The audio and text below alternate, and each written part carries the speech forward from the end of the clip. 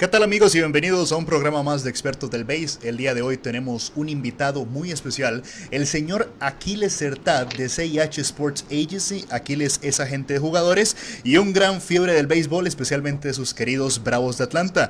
Aquiles, me gustaría que se presentara, creo que es la primera vez que lo tenemos en Expertos del Base.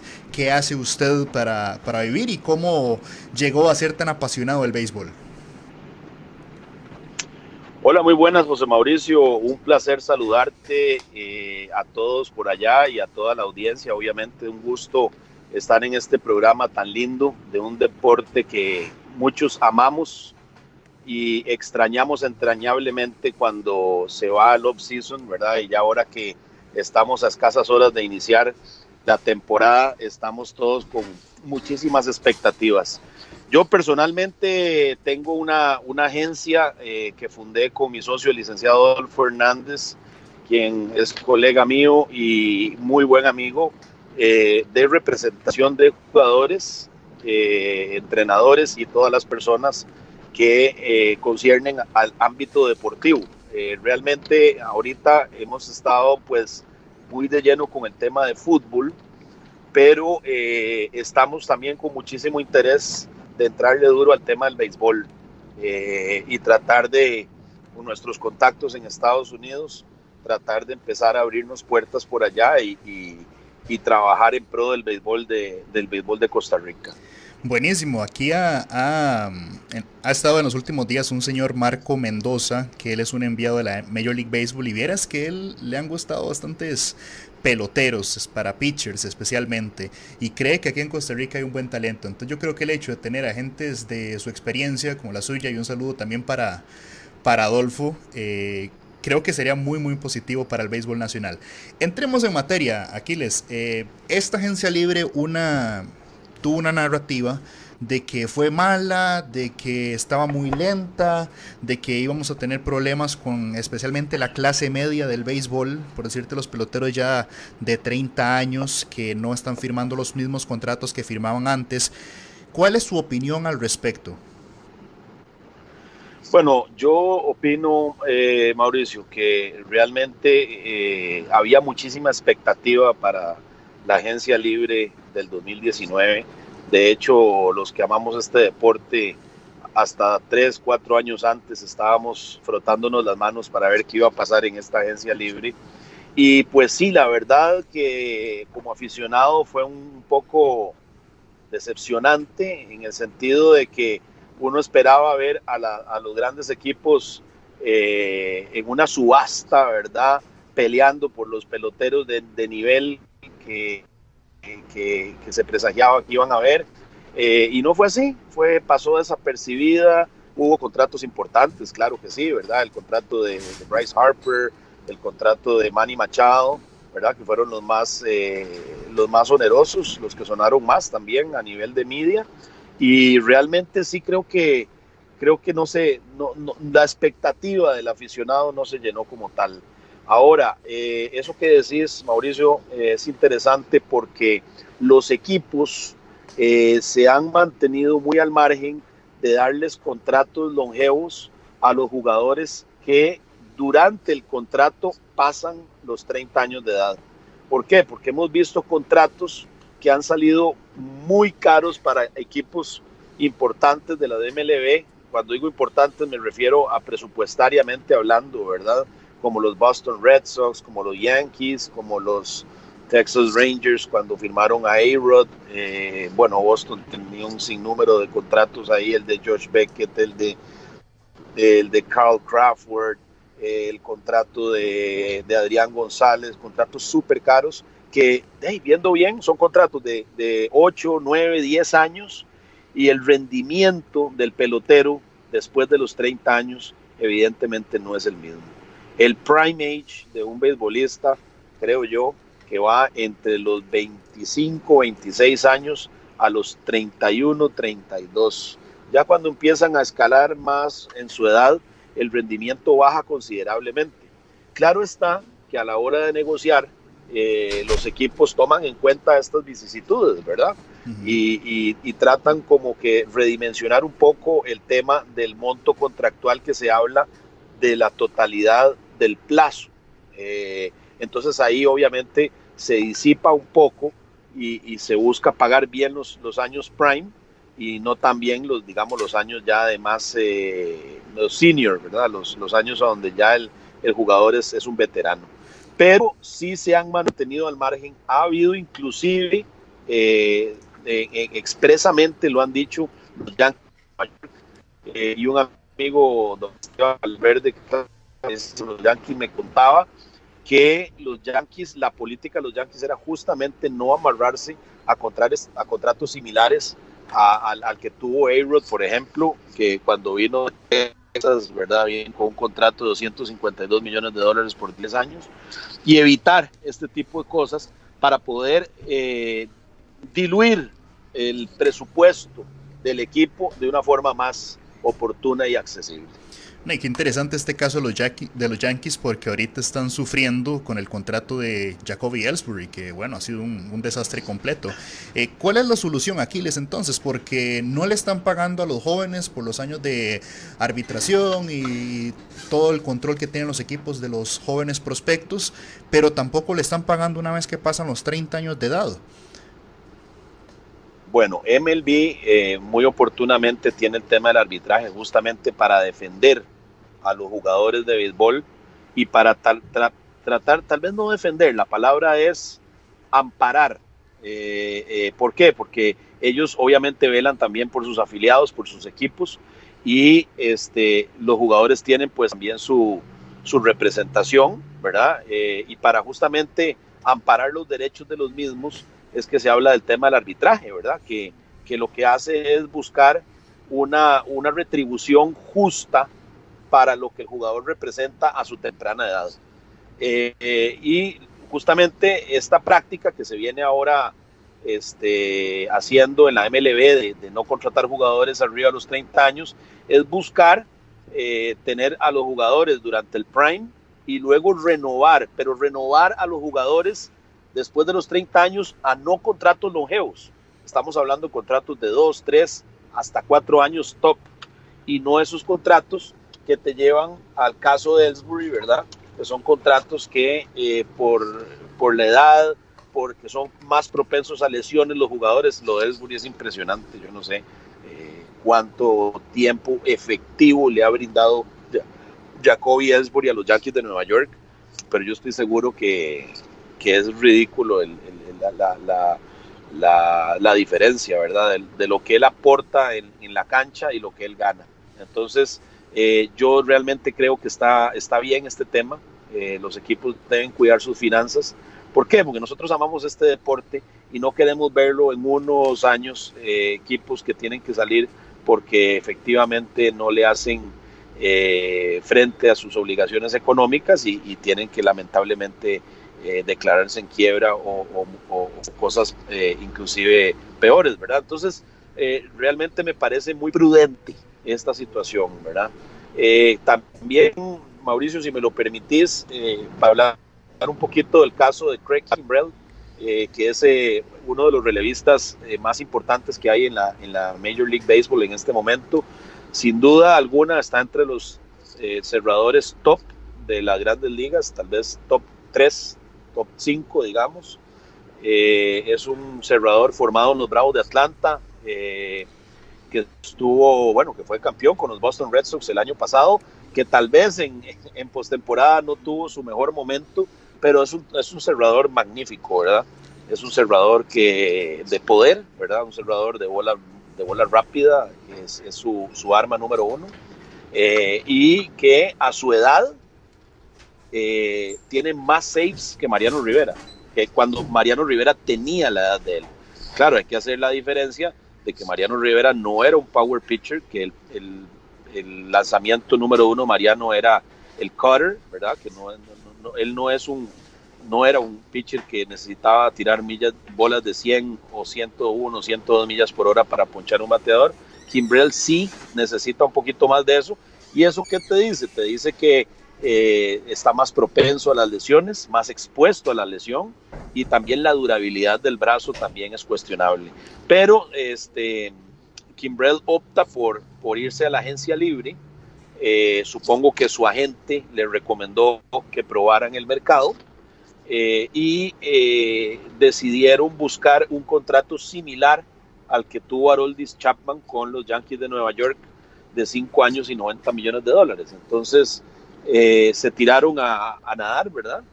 Pero lamentablemente a estas alturas, ya comenzada la temporada, Kimbrel no ha encontrado un equipo que quiera involucrarse en un contrato de 5 años por ese dinero. Que van a decir, no, pero es que 5 años no es tanto, porque hay otros que firman por 10. No, sí, señores, es bastante, sobre todo en un pitcher relevista. ¿Por qué? Porque están más expuestos a la lesión. Los pitchers generalmente son jugadores que están mucho más expuestos a lesiones y lesiones más duraderas, lesiones más complicadas para poder valorarlo. Entonces es más difícil que un relevista consiga un contrato de tantos años y sobre todo los montos en los que estamos hablando. Entonces yo creo que lo que nos está diciendo el sistema es que el agente de Kimbrel y Kimbrel se equivocaron.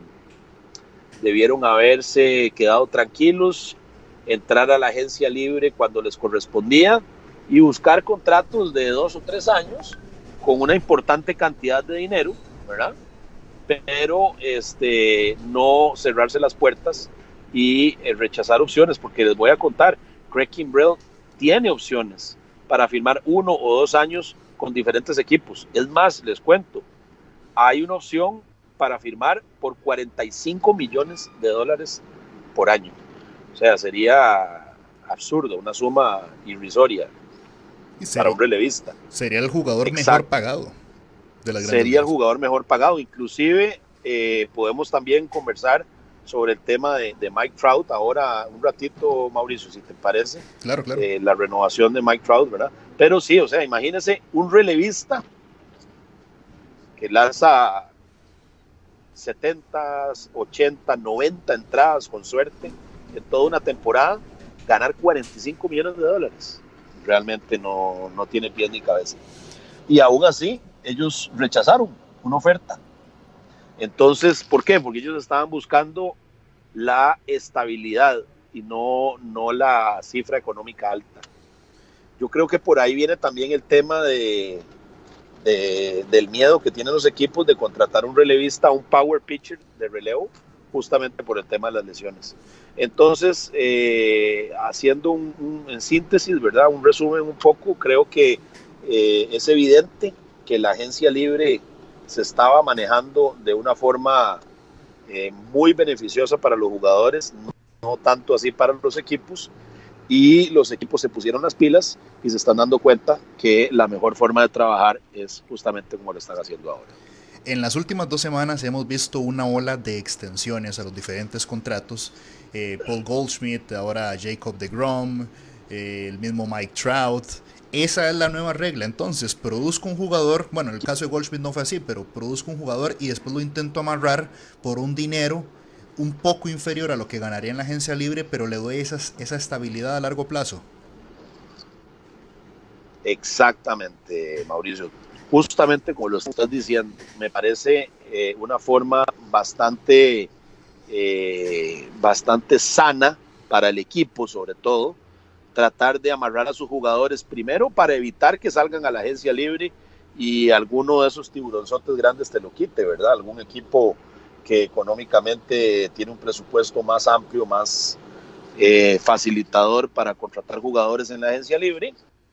Eso por un lado, y además también te garantizas que tu jugador franquicia se queda con la camiseta puesta por 3 o 4 años más, por un salario pues bastante bueno, ¿verdad? No vamos a decir que son salarios malos o medianamente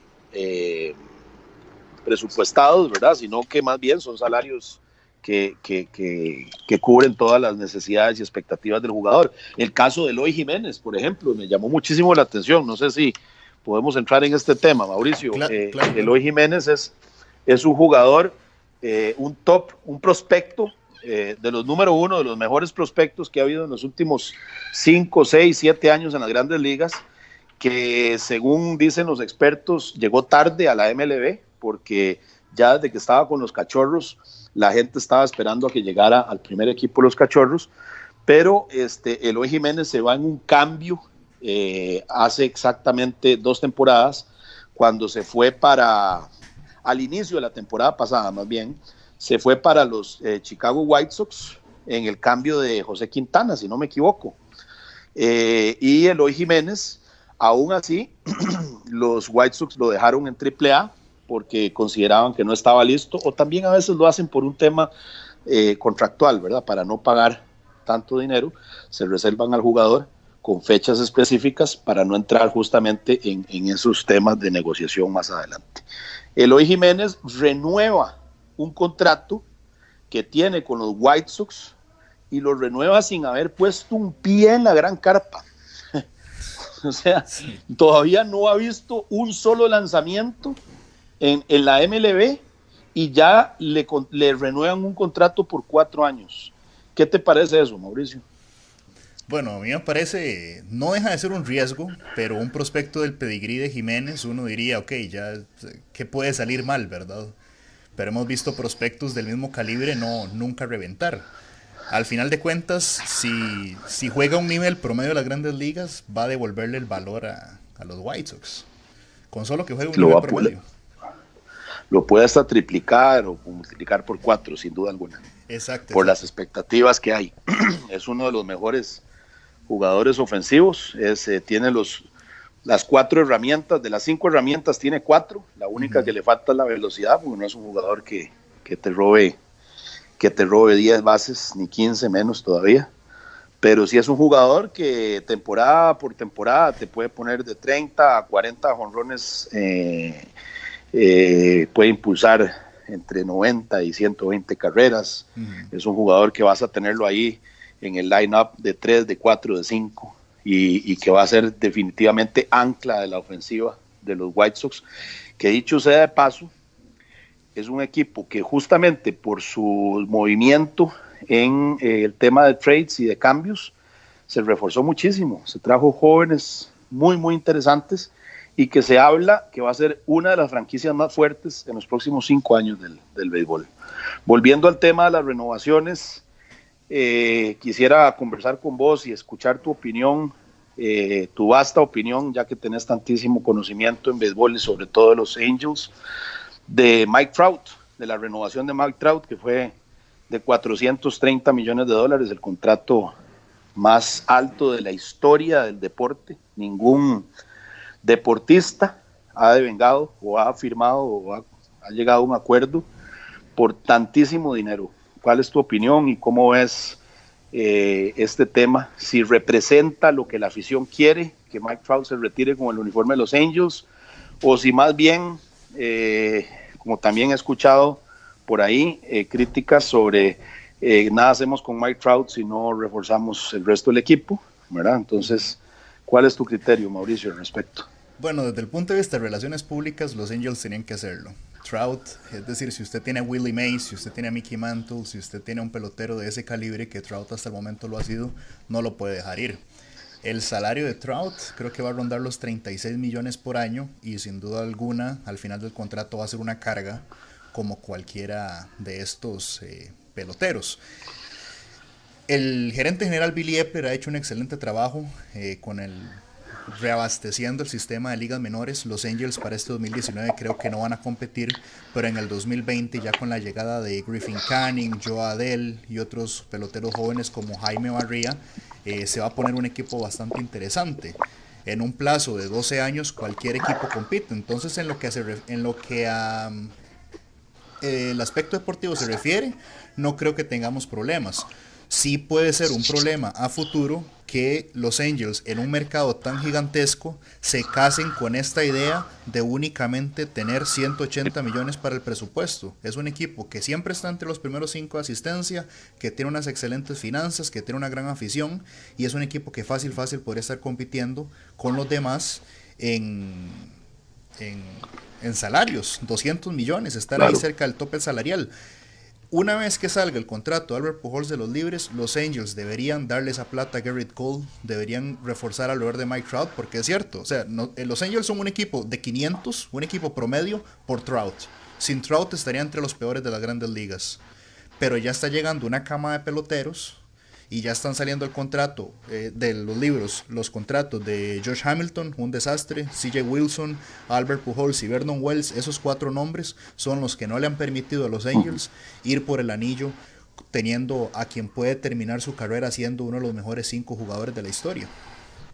Claro, y contratos recientes, Mauricio. Así es. Porque, digamos, el de Pujols, ¿cuánto tiene Pujols en los Angels? ¿4 o 5 años? No, ya tiene como 6 o 7 años. Ya, 6 o 7. Sí. Bueno, imagínese. Y aún justamente así, lo que conversábamos, ¿verdad? El riesgo de firmar jugadores que te firman un contrato longevo, ¿verdad? De más de 5 años de plazo, y el rendimiento de Pujols es paupérrimo, o sea, es fatal. Claro. O sea, no, ahora ya pueden haber que 20 primeras bases mejor que Pujols en producción, fácilmente. Cuidado, 29. Entonces, 29. Yo no quise ser tan lapidario ahí en el comentario, pero sí pueden ser 29. Fácil. Así es. Entonces, Mauricio, yo creo que tal vez en conclusión, me parece bien que la MLB y que la organización como tal y los equipos hayan tomado esta determinación de tener más cuidado a la hora de otorgar contratos con plazos importantes, con plazos arriba de los 5 años, y que se cuiden sus finanzas, porque ese es un deporte que amamos todos muchísimo, y estoy completamente seguro que todos los oyentes quieren escuchar y ver a sus equipos por muchísimos años y verlos compitiendo y no estar pues justamente preocupado porque tienen que liberarse de 2 o 3 contratos mal hechos y ver a los equipos pues allá en el fondo de la tabla. Eso es realmente desilusionante. Una pregunta, Aquiles, porque hace poco Forbes sacó una lista de los 100 atletas más conocidos y el único de béisbol era el número 99, Bryce Harper. Sin embargo, en el béisbol comúnmente vemos jugadores de $30 millones. Es una liga que reportó 10.1 billones de ganancias, la segunda mayor cantidad para cualquier liga profesional en los Estados Unidos. Pero por esta falta de marketing del béisbol, ¿crees que los salarios de los jugadores van de la mano con la realidad que vive la liga actualmente? ¿Es sostenible tener tantos hombres de 25 o 30 millones cuando, por ejemplo, Trout va a ganar más en salarios que Cristiano Ronaldo? Correcto, así es. Mi criterio al respecto, Mauricio, y lo conversé con tu señor padre, a quien le envío un caluroso saludo y un abrazo. Yo le admiro mucho a su papá, sabe muchísimo de béisbol, y justamente hablamos de ese tema, de los, ¿cómo se llama? De que los jugadores, si bien es cierto, firman contratos muy onerosos por encima de lo que puede ganar un jugador emblemático de la NFL o de la NBA o del fútbol soccer, que son jugadores que son mucho más famosos porque tienen más media, más marketing, más todo. Lo que te dice es que el béisbol como tal tiene el brazo y el poder económico para hacerle frente a estas obligaciones. Lo que creo yo más bien es, en lugar de cuestionarnos si los jugadores se merecen esos pagos, yo más bien diría, ¿por qué no trabajamos un poquito mejor el marketing? Uh-huh. ¿Por qué no internacionalizamos un poquito más el béisbol? ¿Por qué? Porque sabemos, por ejemplo, que un partido de la NFL, cuando se juega el famoso Super Bowl, le voy a poner un ejemplo, Mauricio, yo no sé ni absolutamente diantres de la NFL, no conozco las reglas, no conozco y no quiero, no me interesa. Uh-huh. Mi deporte es el béisbol y el fútbol y nada más. Pero pregúnteme si me he perdido un Super Bowl. Sí, claro. Ninguno, todos los veo. Y feliz de la vida, y nos reunimos en algún bar o en alguna casa de un amigo. No es así con la Serie Mundial, lamentablemente. Yo realmente creo que el tema de marketing, la disciplina del fútbol americano lo ha trabajado mucho mejor. Uh-huh. Y creo que ahí MLB tiene que ponerse las pilas. Y también los equipos como tal. Yo recuerdo cuando surgía Michael Jordan en los Chicago Bulls, que hasta en los cereales, y lo veíamos en los zapatos, y aquí y allá, y estamos hablando de hace 25 años, ¿verdad? El marketing de ahora está años plus, mucho más arriba de lo que era en ese entonces. y yo no veo que haya, por ejemplo, Mike Trout o Harper, que son los jugadores más mediáticos, yo no veo que tengan el impacto que tenía Michael Jordan en aquel momento, a nivel mundial, ¿verdad? Estoy hablando.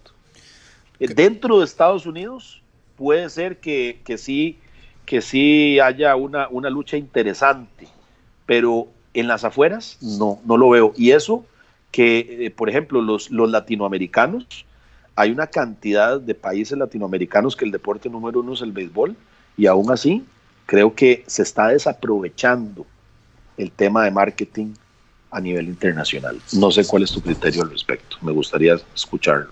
A mí me parece increíble que mucha gente sepa cómo se ven los jugadores de la NFL que utilizan un casco para jugar y no sepan cómo se ven los jugadores de béisbol. Eso me parece un fallonazo increíble de marketing. Y como dice usted, en América Latina, Javier Báez y Francisco Lindor, por ejemplo, deberían estar en billboards por todo lado. Tal vez en Costa Rica Correcto. no, porque el béisbol no es tan popular, pero deberían estar en campañas publicitarias, y la Major League Baseball definitivamente ha fallado en ese tema, y eso pues va a terminar afectando a los ingresos de los diferentes peloteros, que es cierto, los salarios están bastante altos, pero cuando los comparamos, por ejemplo, con un ingreso de LeBron James, que la Nike le pagó $1 billón de por vida, se quedan cortos. Correcto, así es. Y es lamentable, porque yo le garantizo que si el sistema como tal, el MLB, tiene la capacidad económica de hacerle frente a estas obligaciones contractuales a los jugadores, es porque hay mucho dinero para también invertir en el tema de marketing.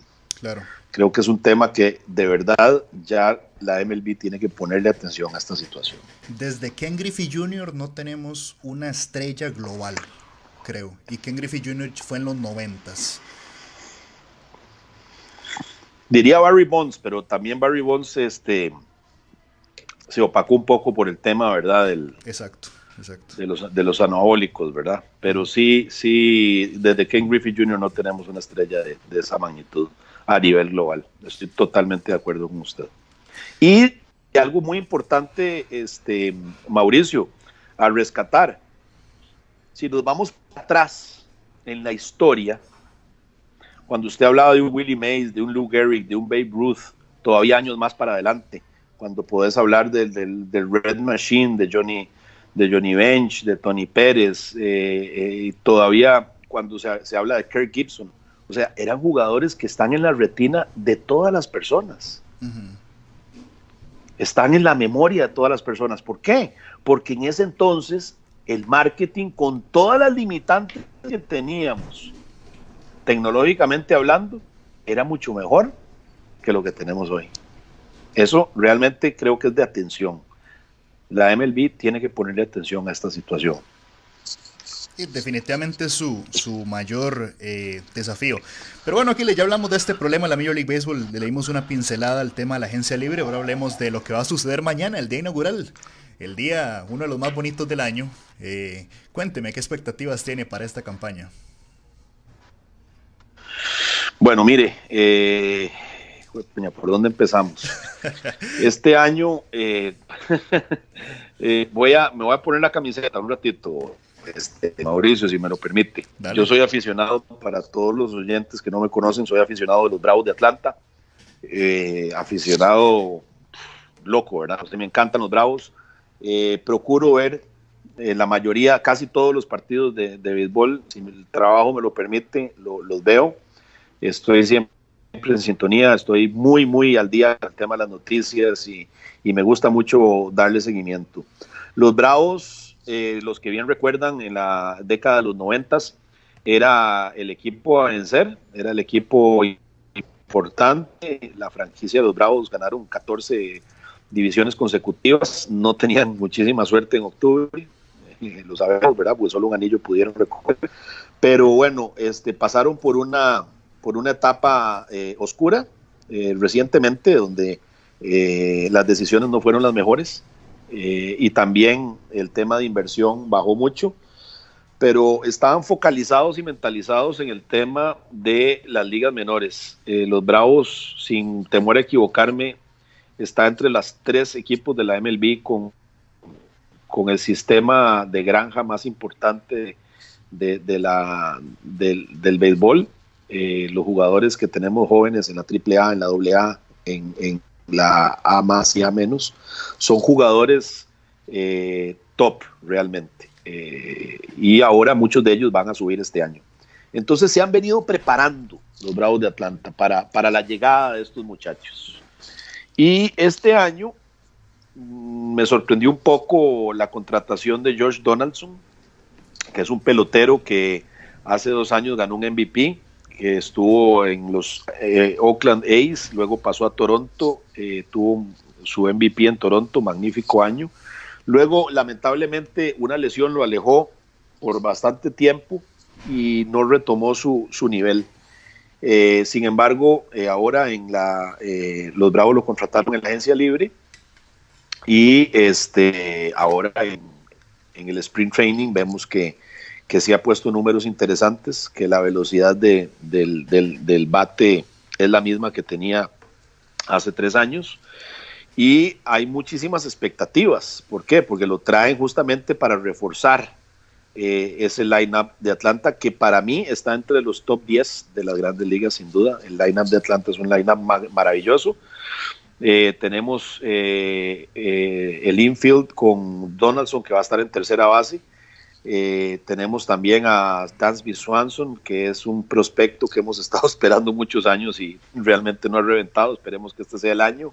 Ozzie Albies, que es uno de los jóvenes valores de los Bravos de Atlanta. Freddie Freeman en primera base, que bueno, es el jugador franquicia, o era, porque ahora viene Ronald Acuña Jr., que es el prospecto número 1 de las grandes ligas. El año pasado ganó el novato del año y es un jugador de números impresionantes que creo que va a poner muchos récords y que sin duda lo vamos a ver en Cooperstown en unos 20 años.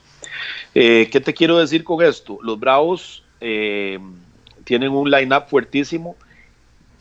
La rotación, ahora está la lesión de Folty, está la lesión de Gosman, el colombiano Terán va a arrancar, y han subido a 3 muchachos, a Bryce Wilson, a Kyle Wright y a Max Fried, que son pitchers de Max Fried. Estuvo el año pasado un ratito como abridor, un ratito como relevista.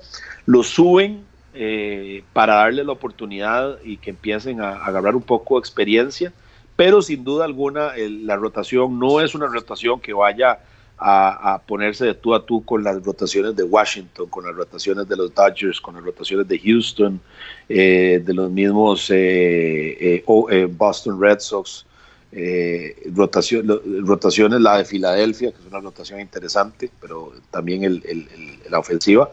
Lo que quiero decir es que en el este de la Liga Nacional, Mauricio y amigos oyentes, va a haber una lucha muy interesante, porque Washington, quien es, según mi criterio y el de muchos, el favorito a ganar la división, va a tenerla durísimo contra los Bravos de Atlanta y los Phillies de Filadelfia.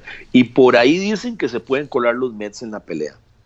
Los Marlins, pobrecitos, quién sabe cuántos juegos van a perder este año. No los veo. Los veo arriba a los 100, tal vez, como los Orioles del año pasado. Pero sí, es una división muy, muy, muy dura, muy reñida. Y justamente el día de mañana los Bravos de Atlanta abren en casa de los Phillies, que va a ser una fiesta. Va a ser una fiesta porque el mundo del béisbol tiene los ojos en Filadelfia. ¿Y por qué tiene los ojos en Filadelfia? Porque es el debut de Bryce Harper con los Phillies de Filadelfia. Y le va a tocar a Terán domar a Harper y a esa ofensiva tan poderosa que tienen los Phillies, contra Aaron Nola, que es un señor abridor, para mí top 5 de la Liga Nacional, top 10 de todo el MLB. Así que por ahí empieza el tema, y abrimos con partidos muy interesantes. Por ejemplo, el duelo de Max Scherzer contra DeGrom, me parece que eso es un duelo de tú a tú. Hasta el año pasado, hasta el último lanzamiento, no se sabía quién de los dos iba a ganar el Cy Young. Si lo ganaba Scherzer o lo ganado de DeGrom. Y casualmente el destino nos trae ese juego, ¿verdad? Esa apertura a las 11 de la mañana, donde los Mets visitan a los Nationals en lo que va a ser el duelo de picheo más interesante de la jornada, sin duda alguna. Luego por ahí estoy también con mucha expectativa de ver el partido de los Astros y los Tampa Bay Devil Rays, que también es un duelo muy interesante de abridores. Verlander, ¿verdad? El eterno abridor de Cy Young, ¿verdad? Que siempre está peleando por el Cy Young, y Snell, que se lo robó el año pasado, ahí se metió, ¿verdad? Y lo ganó, creo que con muy, muy buenos números. Interesante también ese duelo de picheo entre los Astros y los Tampa Bay Devil Rays, un partidazo. Y bueno, pues todos van para la gran carpa a empezar a poner numeritos. Y yo te digo una cosa, volviendo al tema del este de la Nacional, creo que va a ser la división más peleada. Creo que en ninguna otra división hay 4 equipos con chance de ganar la división. No es la central de la Nacional como una división peleada tampoco, con 4 equipos. Yo veo la central de la... No, vieras que me quedo con los Cachorros, con los Cardenales y con los Brewers. No veo que los Piratas o... sí, tal vez los Piratas, ¿verdad? Los Rojos. ¿Cómo vos ves a los Piratas fuertes? No, los Rojos todavía no.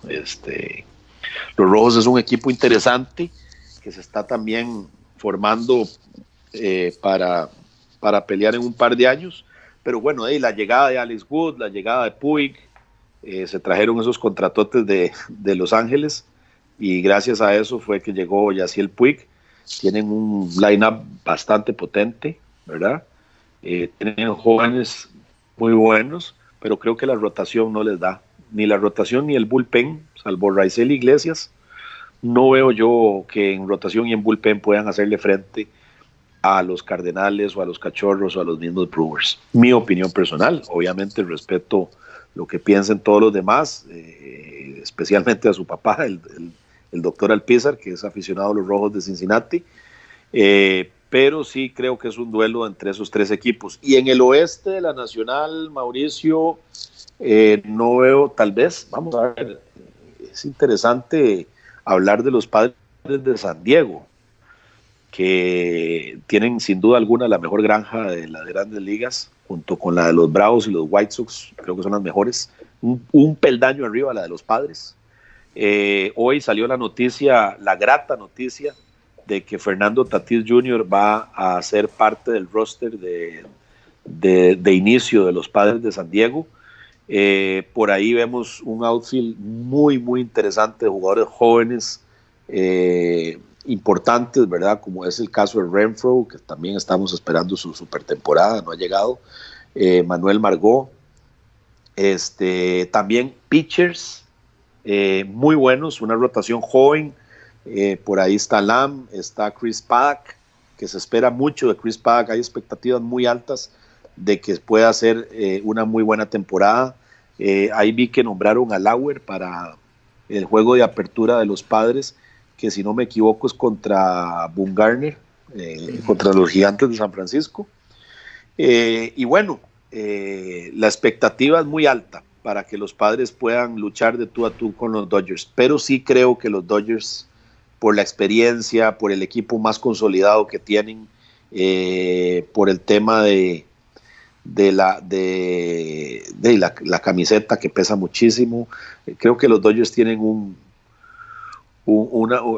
son favoritos y no creo que tengan un rival que los vaya a molestar tanto.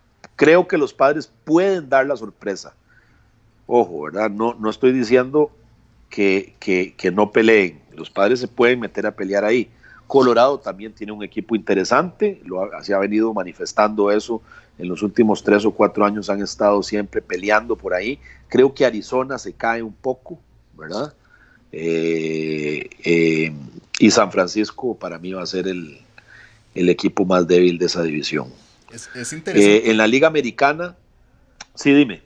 No, que A mí se me ha olvidado que los Rockies obligaron a un juego 163 contra los Dodgers el año pasado.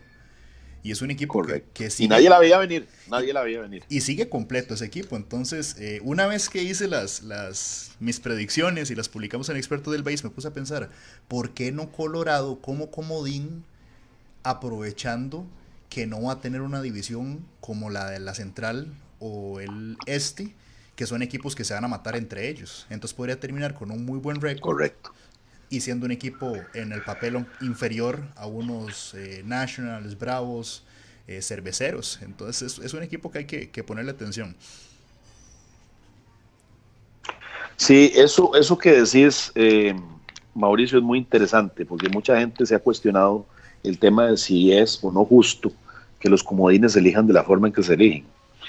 Si vos estás en una división donde los 5 equipos son muy competitivos, no necesariamente el mejor, o sea, cada uno gana su división, ¿verdad? Tenemos el este, tenemos el centro y tenemos el oeste. Pero esos 2 comodines salen del mejor récord de la liga después de esos 3 ganadores. No necesariamente me parece que se está haciendo justicia. ¿Por qué? Porque justamente lo que decís vos, los Colorado Rockies van a tener 24 partidos, 21, 23, 24, por ahí, contra los rivales divisionales del oeste. Y creo que el único rival divisional que se le puede parar de tú a los Colorado Rockies, estoy completamente seguro, son los Dodgers.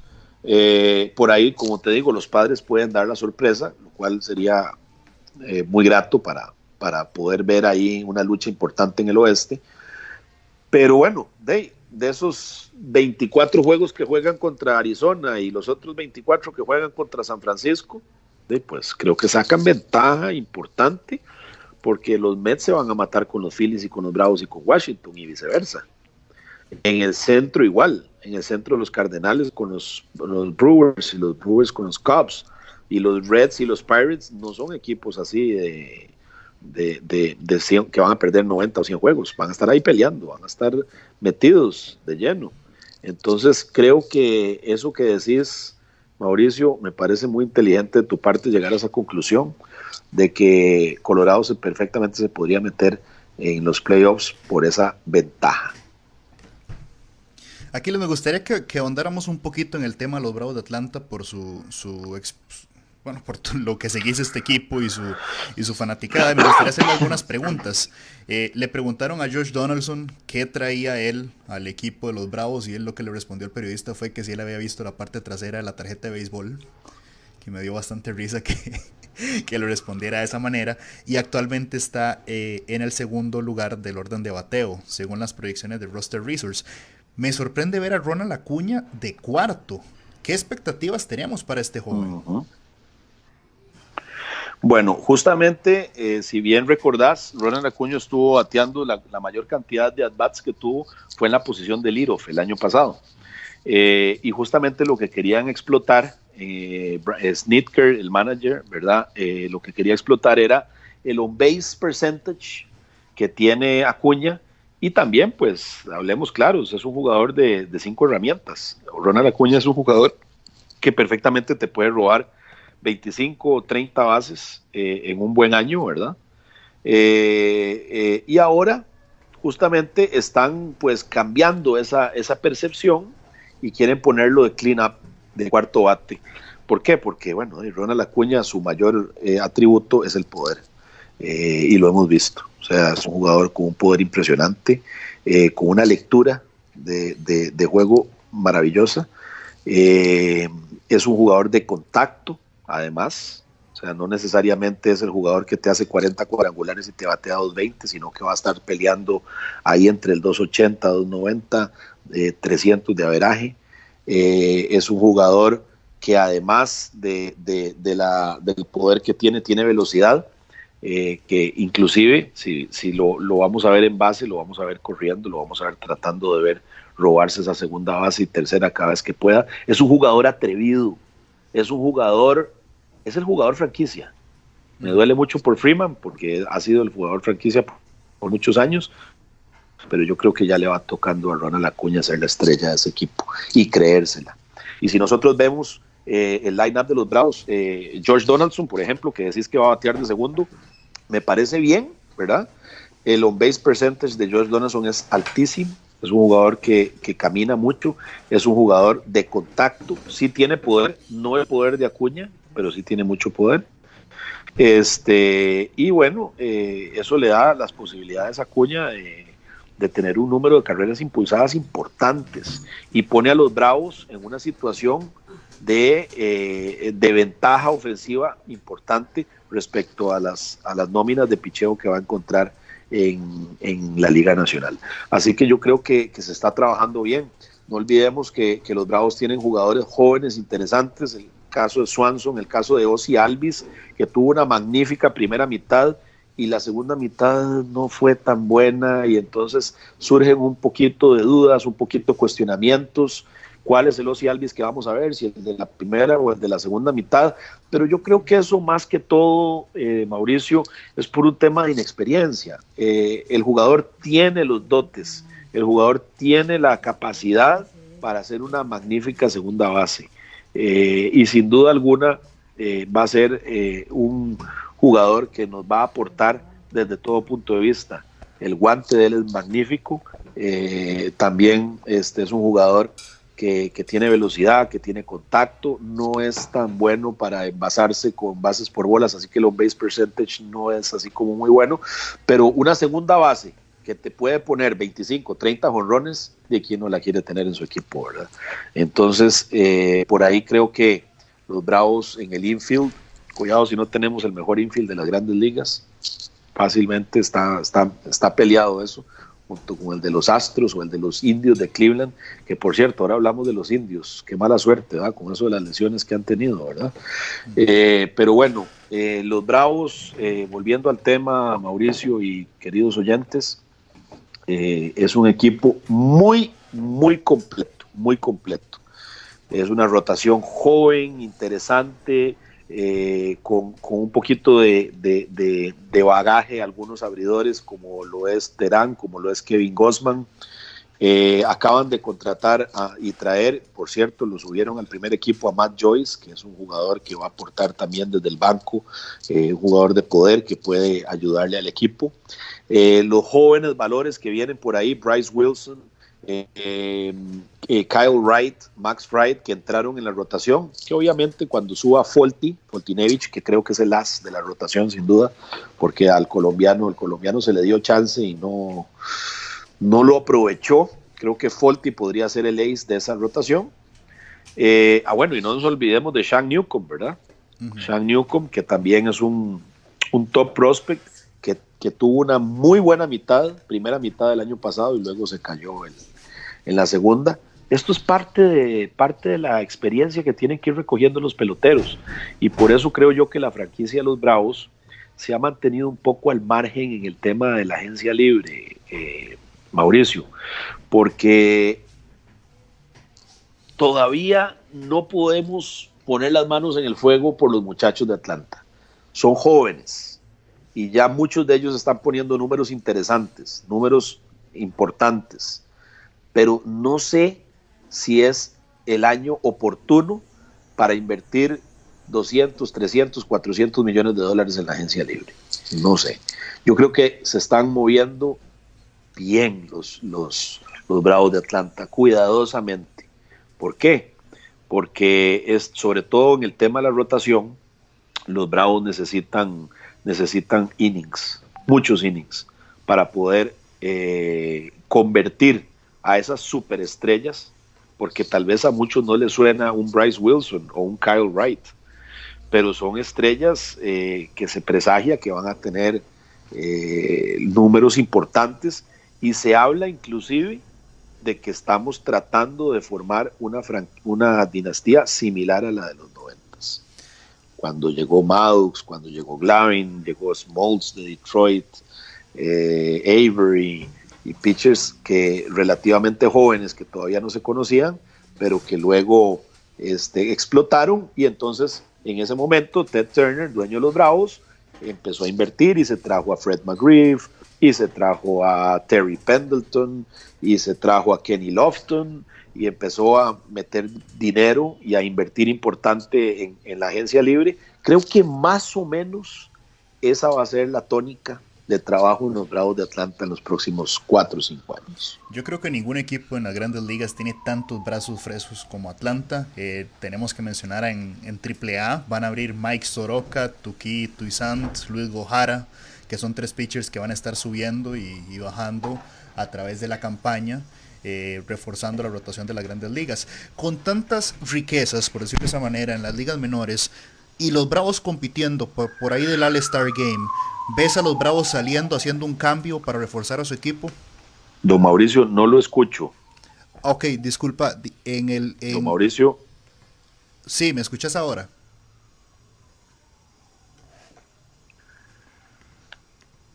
Sí, Aquiles, ¿me escuchas?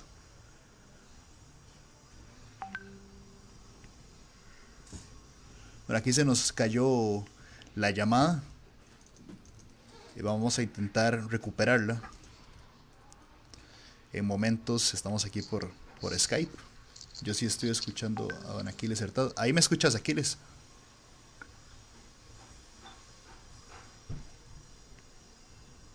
Aquiles, ¿ahí me estás escuchando? Bueno, vamos a intentar recuperar la llamada con don Aquiles Hurtado en momentos aquí por Skype para finalizar este programa. Don Mauricio. ¿Ahí me escuchas, Aquiles? Don Mauricio. ¿Ahí me escuchas bien? Creo que lo que me puede estar fallando es el micrófono.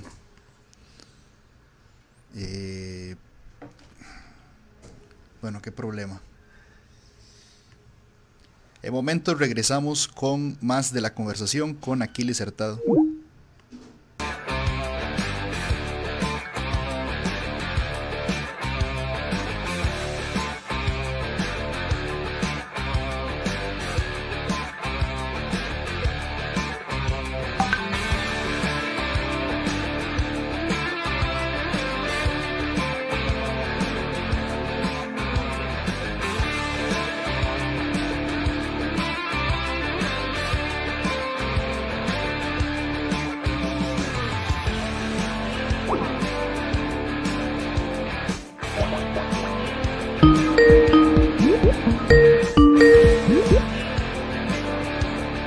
Mauricio.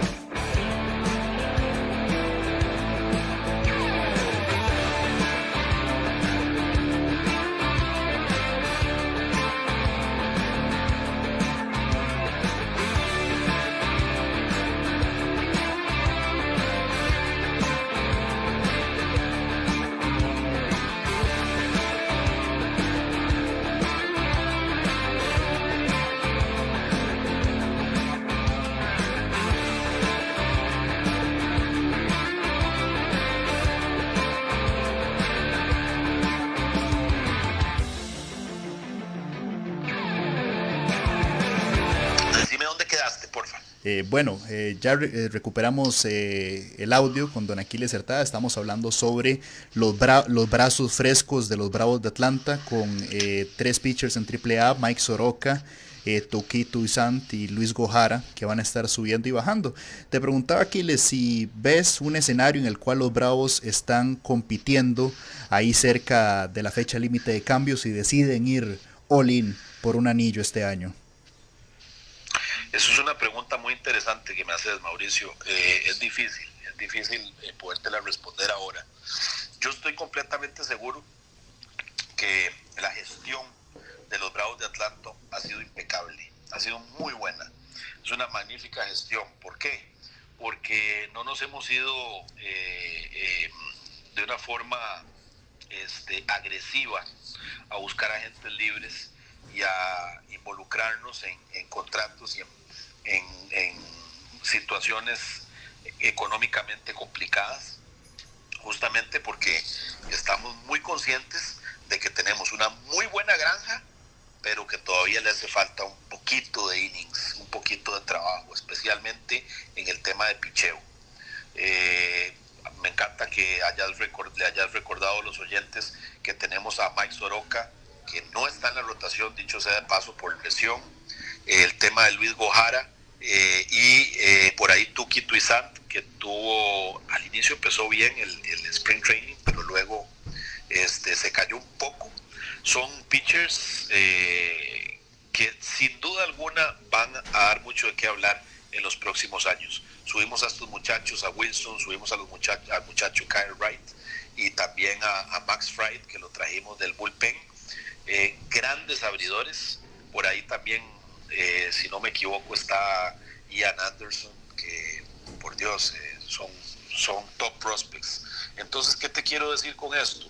Que tal vez aún nosotros llegando a la fecha límite de cambios, si tenemos chance de clasificar y de meternos en la pelea, va a haber opiniones muy divididas, Mauricio, dentro de la misma organización. Ojo, no estoy hablando del tema de afición y el tema de media, estoy hablando dentro de la misma organización. Van a haber opiniones divididas. ¿Por qué? Porque yo sinceramente te digo que no sé qué tan buena sea la decisión de sacrificar un poco la granja para traerse 1 o 2 buenos bates o 1 o 2 buenos pitchers para competir ya, hoy. No necesariamente puede ser la mejor decisión. Yo le garantizo a usted que muchísimos aficionados a los Cachorros de Chicago están viendo a Eloy Jiménez con un poquito un poquito de nostalgia y también enojo, ¿verdad?, de verlo ahí en los White Sox, porque se trajeron a Quintana dizque para pelear y no funcionó, ¿verdad?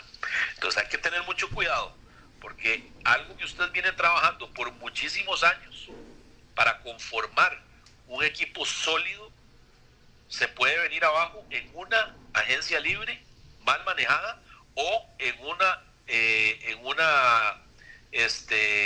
trade deadline mal manejado.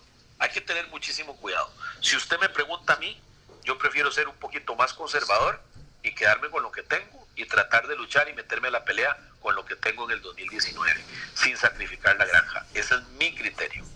Pero yo estoy seguro que hay muchísima gente y muchísimos aficionados que quieren ver ya a los Bravos de Atlanta en una serie mundial. Yo soy uno de ellos, claro, pero sin sacrificar la granja. Ese es mi criterio. Bueno, aquí ya estamos cumpliendo la hora de transmisión. De verdad que cuando uno habla de béisbol el tiempo vuela. No tengo dudas que no va a ser la última vez que lo tengamos aquí por Expertos del Béis. Muchísimas gracias por acompañarnos el día de hoy. No, gracias a usted, Mauricio, por darme la oportunidad de dirigirme a su importante audiencia. Realmente para mí es una bendición poder compartir con gente apasionada al béisbol de las grandes ligas, ya que somos muy poquitos acá no somos muy poquitos, somos bastantes, pero no es el deporte número 1 en Costa Rica y la verdad es apasionante poder estar con ustedes conversando de todos estos temas. Así que la próxima vez, sin duda, los acompañaré y podremos hablar de otros temas que conciernen a todas las aficiones y no solo las de los Bravos de Atlanta. Bueno, nosotros nos despedimos. Muchas gracias a Sergio Mejía Arrieta, que nos está reportando sintonía, Luis Pablo Cascante, Alejandro Fernández, Luis Carlos Rivera, Walter Camacho, Pablo Cordero y Salva López Reyes, que nos reportaron sintonía a través de la transmisión. Nos vemos en futuros programas de Expertos del Béis y bueno, ya mañana el día inaugural. Saludos a todos y que pasen buenas tardes.